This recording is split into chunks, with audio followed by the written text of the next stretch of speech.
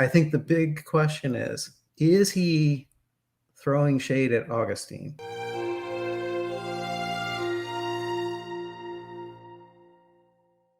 Is he basically saying, man, Augustine, you're coming up with some new stuff? Yeah, so that's a good question, and scholars have debated this. And so let me give the background on Vincent, because it's a complex conversation. Sure. Vincent was likely just a man of the world, came from a wealthy family, renounced the ways of the world, and joined a monastery at the island of Lerins, which is off the coast of where Cannes, the film festival, is. And I actually visited the island of Lerins back during my graduate study days. And so now it means even more to me doing that visit, because that's where Vincent was. And the island's called Saint Honoratus, for anyone who wants to Google Maps. Pretty neat stuff. Okay, so Vincent is well known, especially among Catholic theologians and thinkers, because his work called Commonitorium talks about how we can know what is the teaching of the church, the universal church. And he comes up with now what's called this canon. Basically, we know what's the teaching of the church by what has been taught everywhere, always, by all. And so that's this formula. And he describes these false teachings of heretics and how they go astray. It's really this great work. So Dan, you ask, is he throwing shade at Augustine? So he doesn't explicitly mention Augustine by name, okay? He mentions other church fathers by name and even where they went astray. He mentions heretics by names, even Pelagius, and where they go astray. But he doesn't mention Augustine. But he does talk indirectly in some cases, and in other cases directly, by what very well could be his understanding of Augustinianism. The way he describes it is arguably not just compatible, but identical with what Augustine believed. And so as I argue in my chapter on Vincent, I think he is, as you say, throwing shade here. Now, there's other scholars who disagree with me on this, and they don't think he's throwing shade. But we need to evaluate two other writings of Vincent's in order to better understand this issue.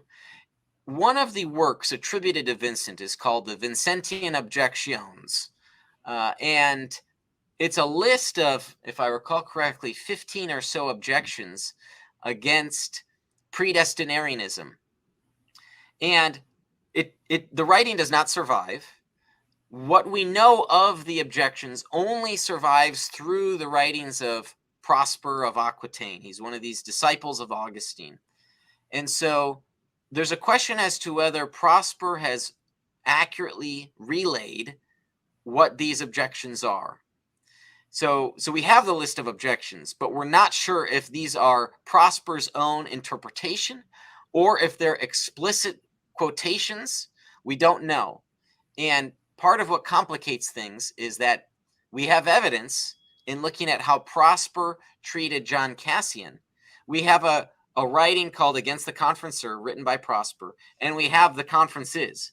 So this is one of those rare times in historical theology where we can compare the writings to see how fairly someone treated another person. This is actually really rare in historical theology.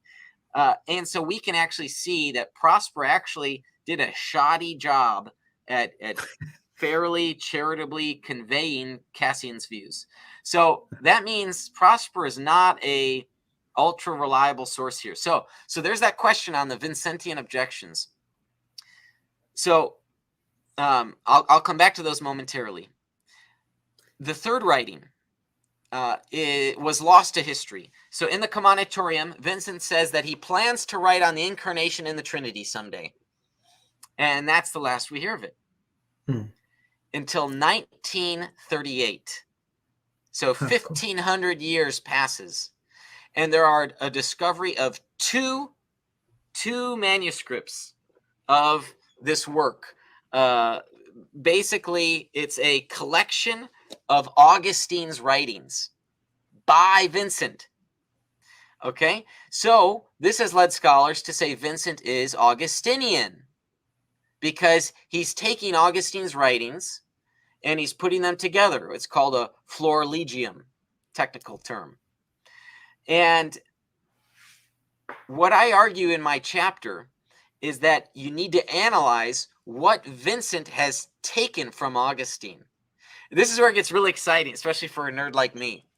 So Vincent takes clips, sections from Augustine's On the Predestination of the Saints.